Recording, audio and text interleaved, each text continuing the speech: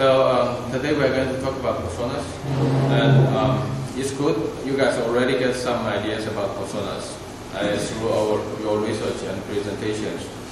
I already saw some people already start to talk about personas, and also Nolan last class also give a good presentation. Still, I want to go talk more about this because it's important. So, what is a persona? Why we create personas, and how to create persona? So, what is a persona? Like last time, Nolan was also taught. Normally, you give a picture, give a name, give a title, give some demographic descriptions. But that's how you do it. How you do it. But and also not exactly how you do it, because you have many other things to do before you go to that stage. The Wikipedia says personas are fictitious characteristics, characters, which means it's not real, it's a virtual person, right? But it represents different user types. With target demographics. In a particular environment, so which help us to understand the user's requirements, and also their considerations, their user habits,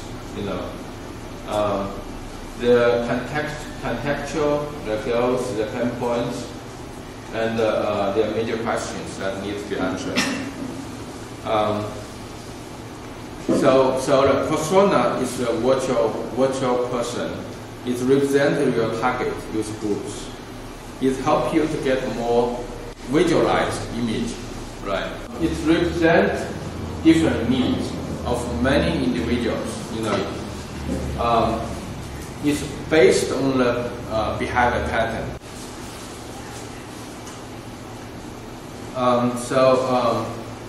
What persona is not? Then, okay, of course, persona is not a real person, right? Persona is not a particular one person, one individual. Persona represents a group of people, with a special demographic, attitude, behavior, represent a special market segment. It comes from market segmentations, But there are two ways of personas. I don't know if you guys can think about that. One is called typical. Since it represents a group of people, and this group of people have things in common. So you want to make this persona very typical. You want to enhance the things in common. You want to even make more appear to you. You want it to be enhanced.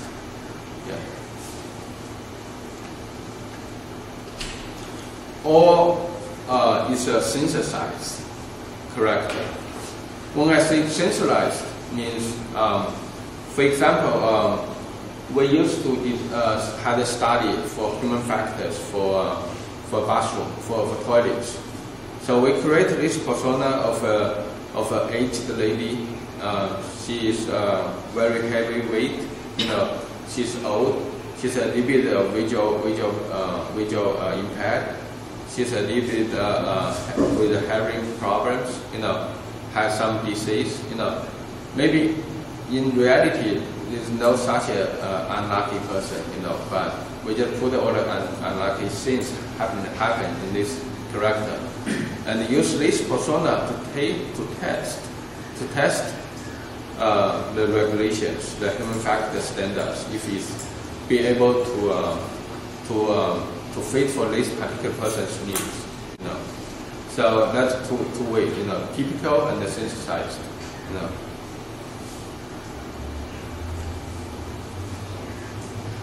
Okay, so why we create persona? right? I guess you guys already had some ideas. It gives us a way to identify problems, understand product gaps, have a common understanding among the product teams and also development teams and also marketing teams, right?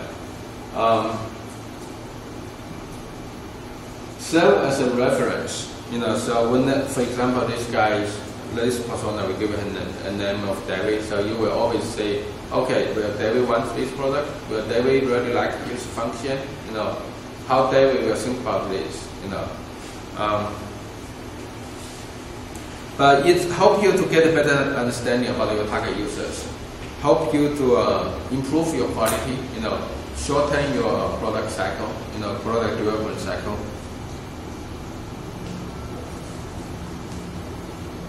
So it gives you a consistency during the product research, design, development, production, and marketing, delivery process. So especially for big companies, there's so many people. Most times, who are your target users? Not every people in the company has same understanding, and most time people just lost the understanding. They forgot. So by creating the personas, and some companies even create a real person scale, a persona in real image with a real people scale, and put this board in their room. So whenever you're working, okay, that's the guy I'm working for.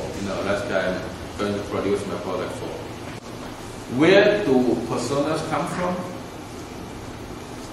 I know many people are giving you research. You already last time already given me an answer. Say you have a personas. So where your personas come from? Research, of course. Yeah. So after research, how you segment them normally?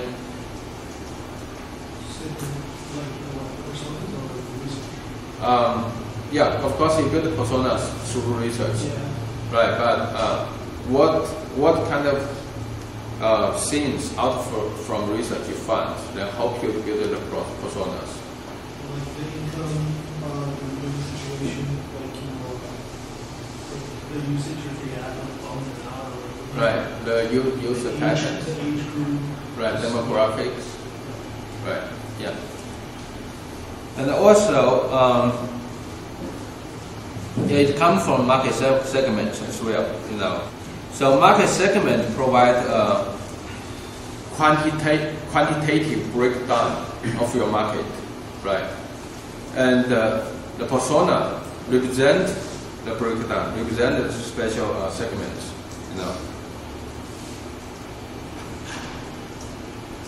So how to create the personas? How to create the personas? Was that a question? Yeah. Usually you kind of go through all your research and stuff, you figure out the market, where your opportunities are, and then from there you kind of find out who uses what, how much money they have, where they kind of label around, just kind of figure out characteristics about that demographic or, and then kind of go from an outer scope to move into something more detailed. It might be specific age groups or a specific need. Right. Okay. Good. Right. Or you can give the product to sample size of people and then see who are actually using it, and then they do. Usually you have this is before the concept stage. So you try to build a persona, so you can develop the concept for that persona, then you test it. It's a beta testing. Right. So how you make sure your segment was right? Then how you make sure you build the right personas for the right user groups? Is that question again? Yeah.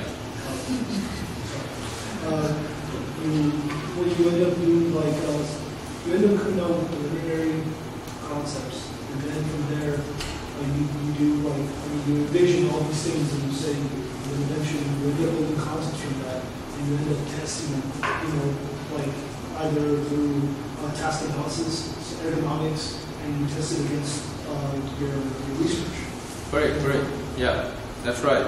So you need to test Yes. to validate. Yeah. Right. Great.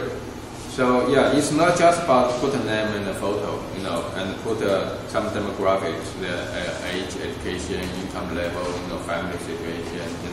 It's more than that. Currently, we have 3 types of personas.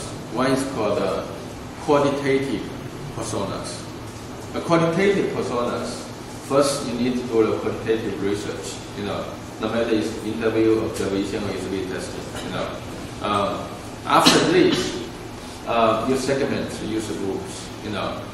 But this is based on their purpose, their attitude, their behavior pattern. Through your quantitative research findings. Then you build the quantitative personas for each one of them. But the good thing, the advantage about this persona is that it no need very special experts. It's very quick. It no much workload. Can give you a quick way to get started. But the disadvantage is that it may not be precise, and also your hypothesis may not be able to be questioned. So yeah. So, say now we are building a mobile app. I'm just trying to think in terms of example. Like we know that personas come even before we have a product and even before there's any user research much about it. So the first stage would be building a persona. At such stage, how do you narrow it down? Like what criteria? If there has to be some criteria which comes before persona and values. How do we go about that? When we are doing normally when we are doing a homework in class, actually you are not that serious about the target users. But when we are doing the business, when we are really going to invest money, we want our money to be able to pay back through investment. So like for example, the rural market project I mentioned it before, we will really think about through the research we will really find out what's the difference. It's not just farmers, even the farmers can be different groups. Some are highly educated, some are not. Some has this job function, some has that kind of income level. So then we will target. Okay, like the rice project I mentioned. Then we targeted we call the TTF, technology transfers. It's a particular group of users that in a rural market. They was a farmer, but they graduated with a quality degree. They have the technology, information, and knowledge. So that's after the research we finally target this group of people.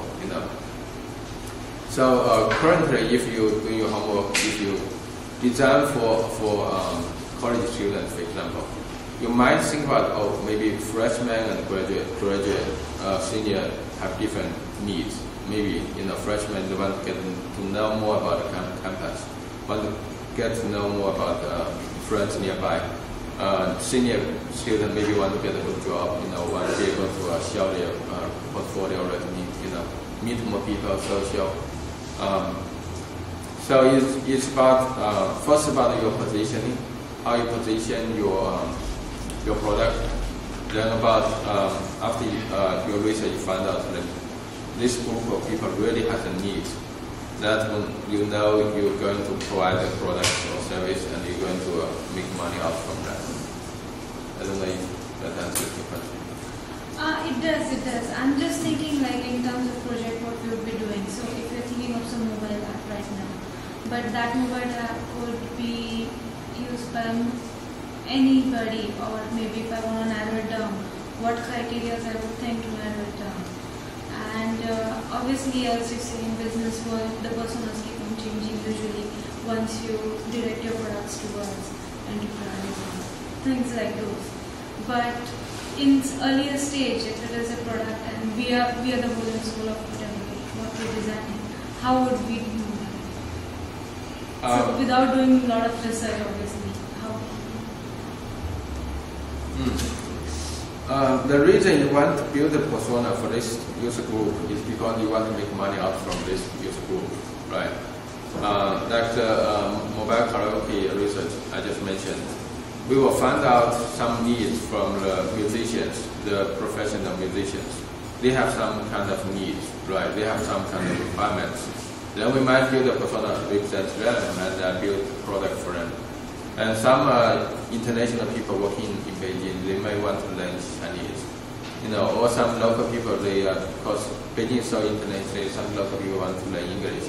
We want to build an English learning or Chinese learning tools for them, or like some people are really enjoying karaoke. They want like grassroots, they want to get attention. How we build it. So after we talk with these particular groups, we get to know their needs, then we build persona for them. Yeah. Then another persona, type of persona is still a qualitative.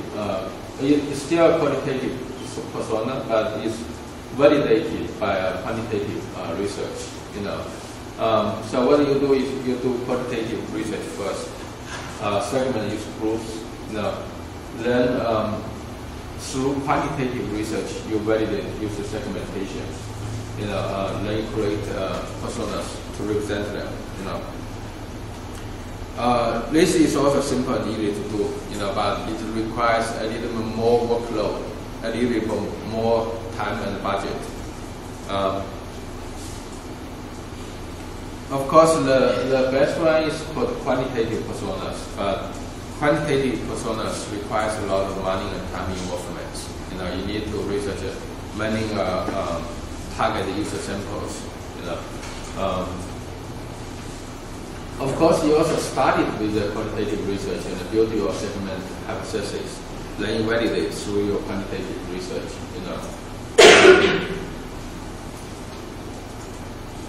So there's a lady, her name is Nielsen.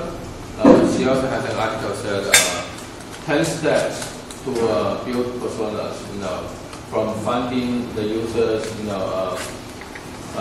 building the hypothesis, validate, find user patterns, It's just a different way of saying it.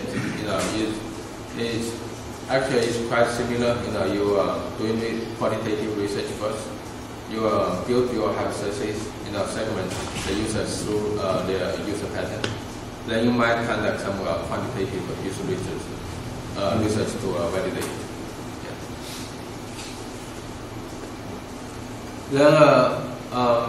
Then, when you have personas, you want to put them in a scenario to analyze what this guy will do, what this persona will do, in this scenario. So anybody can tell me what is a scenario? How you define a scenario? Usual case, what you decide. Use case? Yeah, it's after your product is built, before they will use it. Yeah, a use case is part of that. Yeah.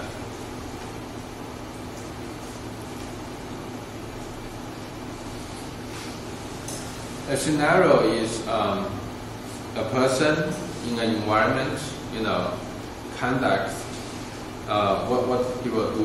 For example, this David persona, David, he is going to order some flowers through a gift website, for her mom's birthday. Then what he do, he open the web browser, he do some tasks to finally finish the purchase, something like this, So it answers this question like who and when, where, why, and how. It answers all these questions. So this is Wikipedia's definition. So the scenario basically is basically a story about someone, you or your users, using whatever it is designed to carry out a specific task or goals. So have you guys ever do scenario mapping to help you build the scenarios? Yeah, but we, instead of the mapping part, we kind of sketching out or referencing like what they would go through, a specific scenario. Kind of like what the task. Storyboard. Yeah, storyboard. Storyboard, yeah. Yeah, scenarios we find it to be a little bit more appropriate when you have more visual pictures, and just like talking about it, or even like just words, because people see like visually. And so when we sketch out, or we end up like looking at the storyboards. It's really impactful. Yeah. When we talk about scenarios, because of course we also have to base on our research. Only after research you have a very good understanding about your target users. You will describe the scenarios in a real picture. We have to use some hypotheses, but we cannot only live on our imagination, and be too far from the real situation. Normally, how people do it is that maybe you use different colors, like one color for the steps, one color for questions, one color for comments, and one color for some ideas. By analyze the steps of the different scenarios, you come out with final ideas. And then the ideas may become the features for your products. And usually you could get like a lot of scenario mapping from like just observing your user in your research stage called like economic task analysis, kind of how they go through like a specific or something close to what your product constitutes. Right. If you go end up becoming your scenario mapping. So. Great. Yeah, so it's good you guys already learned some thing about personas and scenarios in other design class. Yeah. But for UI, for interaction design, as you may already find out, the user experience is very, very challenging, much more challenging than any other product. So, like I said, almost over 90% of the mobile apps fail, or die. So how you make your product and succeed? So you really need to be very serious, very detailed to do the research, to find the profound understanding, about the real situation, And unfortunately, I go to many meetups in Silicon Valley. I met many startups. Unfortunately, most of them are still based on hypotheses instead of research. So, what is a user story? What's the difference? What is a user story? Anybody knows?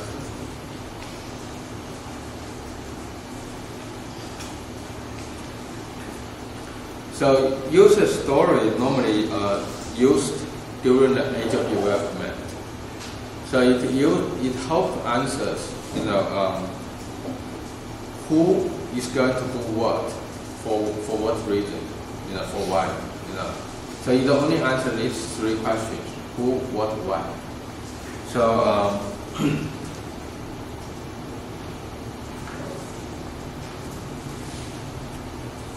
a user story is one or more sentences in everyday or business languages that the end user for a system capture the user need or what they want to do for a job function. For example, David want to buy a flower for her mom's birthday. No, for his mom's birthday. So in agile development, they use this to quickly get an idea about what the users might want. Yeah. So this term is often used during the agile development process. But it's not a detailed scenario or a detailed use case.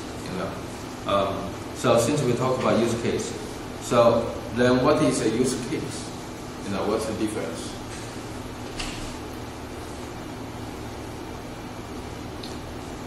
It's the experience once a first-time user coming to whatever the product is and how the experience is being used. Great experiences. Yeah. Any more answers? Their objectives. The objectives. To achieve. To achieve. Then. Like an example. I mean, then what? Then besides objectives, tasks.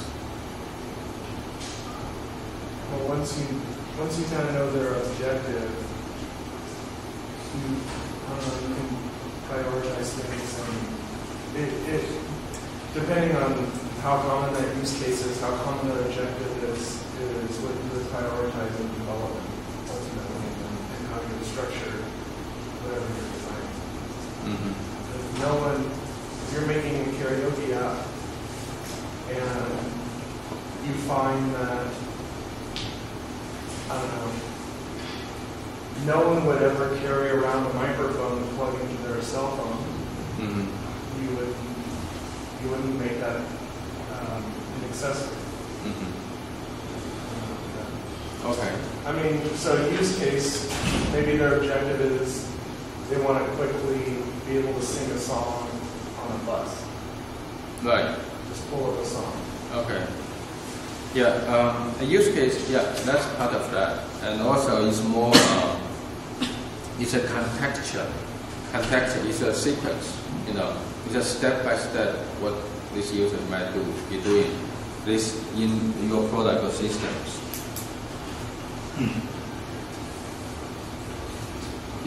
So this guy, he's maybe you guys cannot see clear. Like this guy wants to finish payments. This is payment for service provider. That's PayPal. So use case normally we use that to describe all the stakeholders what they will do in your systems in a contextual sequence. And you guys need to pay attention that stakeholders and their users are not the same, and their target users,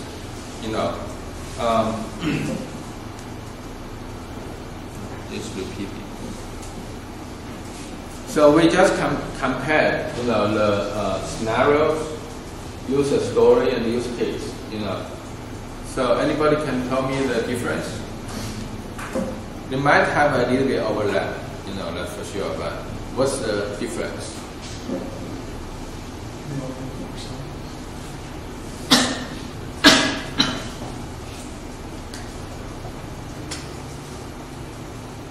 Anybody want to give me an answer? Yes. The scenario is the person in an environment. So you're basically giving them a task that they're doing. The use case is a list of steps. And then user story. I don't know what the user story is. Okay. Yeah, it's quite similar. User story is what the users encountered. What users encountered. Like I just said, David wants a flower for his mom. Who want what for why? It's most usually for agile development process. And the scenarios, is talk about what the user is trying to accomplish and why, and in what kind of environment, and what happened. It's almost like a movie, a short movie. User stories is very short. It's normally in 1 or 2 sentences, during the software development process, to help you have a quick understanding about the features you need to develop. Use case is how the users achieve their goal. How, in order to achieve the goal, they have to do this, to do that,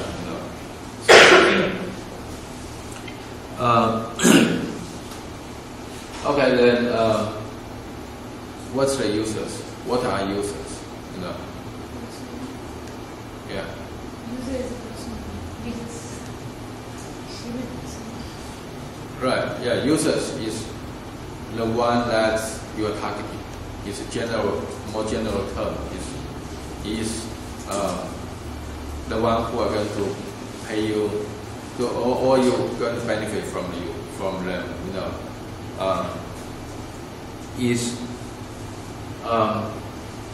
Of course, for internet, web, mobile, you might have a user account, login them, screen them, but normally it's talk about who is going to use your product, right? That's called users, right?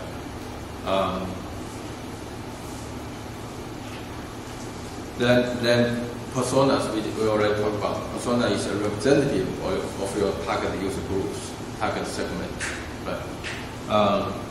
So stakeholders, like last time Patrick asked me about stakeholders. So stakeholders have 2 meanings. One meaning is like last time I talked about.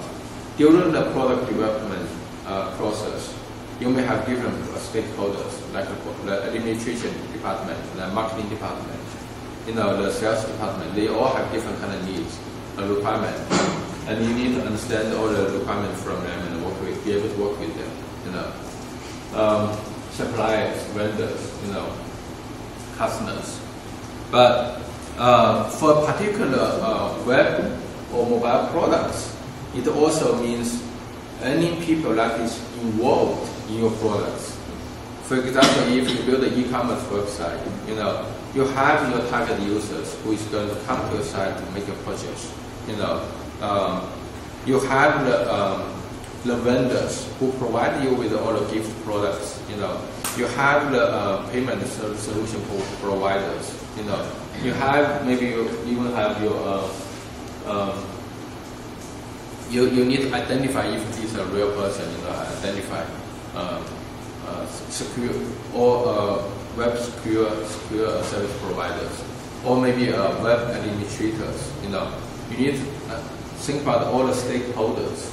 Then that's how you build your task flow, how you build your product features.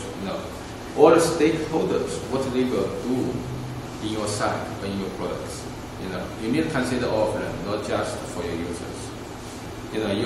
You have a front end, normally a front end is for your target users, but most likely you also have a back end, which you provide to the vendors, to the credit card payment service providers, to other stakeholders, or for web administration, they may be able to provide management. So user is also a stakeholder. It's one of them. It is one of them. Yeah. And on the back-end side, there are all of these other stakeholders. Yes. Yeah. So when you define a product, you need to think about all the things, and you need to consider all the requirements. Yeah. So any more questions? Okay, so that's briefly about today, and later on I invited an entrepreneur. He will come at 5 to share some of his experience. Yeah. And next Friday I also organized the event. I hosted on the campus to the event. I created a group in meetup.com, but I saw Andrew subscribe. Joined the group, but they just canceled my membership. because the meetup.com say they have some user agreements or regulations, so I don't know. They just kind of dismissed my group. So I'm going to build my own product, Curie. Yeah, I'm going to build one. So you guys will be continue doing the research. I want the research report in a good format, in a good professional way. Think me as your either boss or maybe your clients. Like when I run my own company, I have to make my every presentation, every document in a very professional way. Then they will continue building projects. Otherwise, I cannot fit all my team. But I provided some samples, templates. But don't be scared by those. We are designers. Be creative. We just need to make sure to demonstrate or visualize to present that we have actually found out problems in a professional way. In a step by step.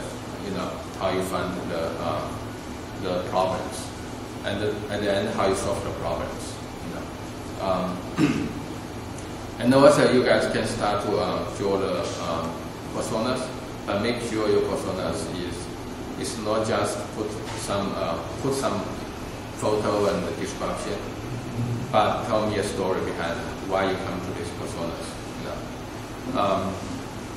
So maybe each team of you can get a piece of board and start to next class to put your personas in a large piece of paper and put on there. So also start put your team's names on the board.